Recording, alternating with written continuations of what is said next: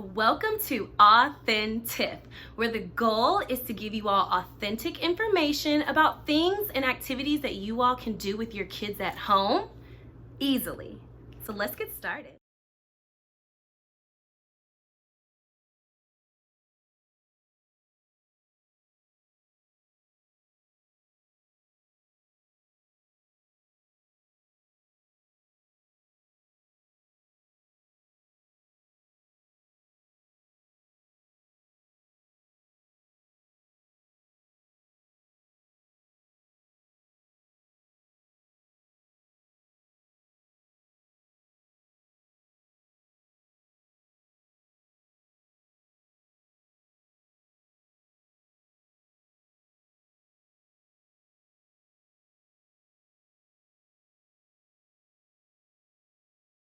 So I was explaining in my introduction video that I was in a very unique situation where my job is to multitask and to make sure that all of my students inside of my class are engaged throughout the day, no matter what, whether it's at a station or whether they're right in front of me or they're working in a small group with another teacher.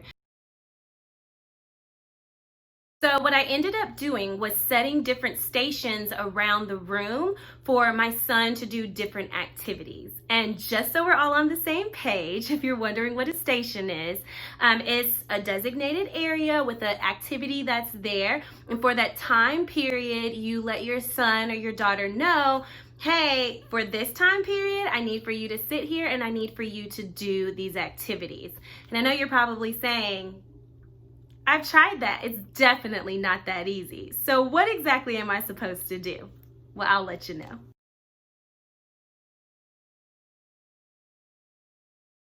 If you guys remember in episode 1, we talked about setting those expectations for your child so they know that during this time at my station, I'm supposed to be working on this work so mom or dad can complete what they're supposed to do. So you're probably wondering, well, what do those stations look like exactly? All right, well, let's get started. So these stations are going to take a little bit of front load work on your part, but once you get started and setting those expectations and your child gets into those routines, it should be smooth sailing from there. So I always tie these stations into a book.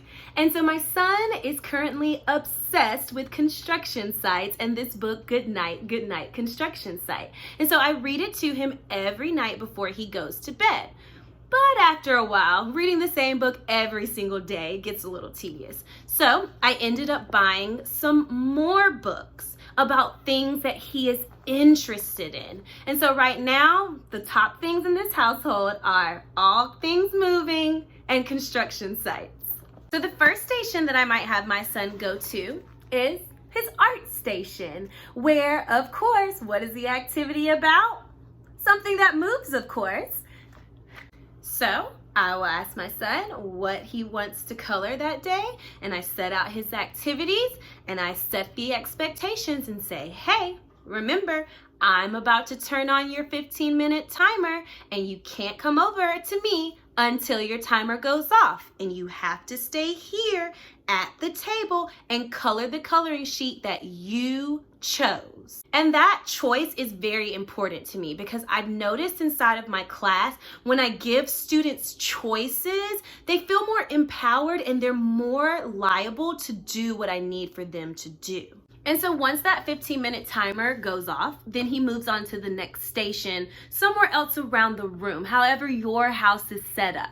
And so the next station, now remember, we're always wanting these activities to fuel their brain. So even though this might seem like it's not fueling their brain, it's art, and it's also fine motor skills with them coloring, paying attention to detail, so many different things that they need and use in school.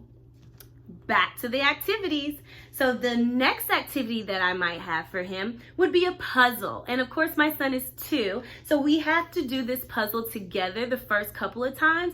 But after a while, after he understands what he's supposed to do, then he can sit there again for that 15 minutes that I need, and he can work on something else. After my son completes the puzzle, you want to give them something fun and something light. We're still fueling their brain, but something that they're also going to enjoy and something that fuels that's right, you got it, their interest. So I found this cute little activity book on the go. And so inside of the activity book, even though my son can't read, and maybe your child is young and they can't read either, but the great thing about this book is that it has pictures. And so my son or your child can sit there, and even though they might not be able to read about the police officer, they can see the different steps that they need to take to create a police car with Play-Doh.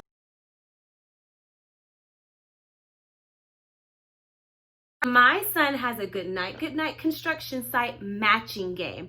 And of course, I had to do some front loading work and we had to play it together a couple of times. But once he got the concept, he was able to catch on. And this has been a part of his station rotation.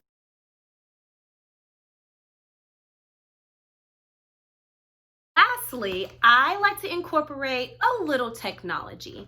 Now, I don't necessarily let my son watch TV or cartoons, but I will give him something that looks like this, where it's not necessarily technology, but it's something that is still going to keep helping him learn.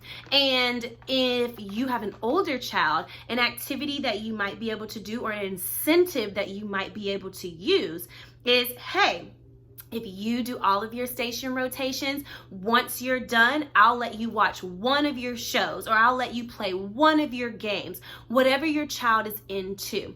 So what I let my son do is I let him go through all of his different station rotations, and then once he's done and he did a great job, I let him watch Good Night Construction Site in a read aloud version on the TV. All right, guys. Well, I really hope that this episode helped you all understand what a station rotation was. I hope it also gave you guys a little idea of what you all could do with your kids at home. And remember, the key tip is to fuel their interest. They will be more apt to do something a little bit longer if they're actually into it. And incorporate technology as an incentive after they do their work. Thanks so much for tuning in to Authentif, where the goal is to give you all authentic information about things that you can do with your kids at home. Keyword, easily.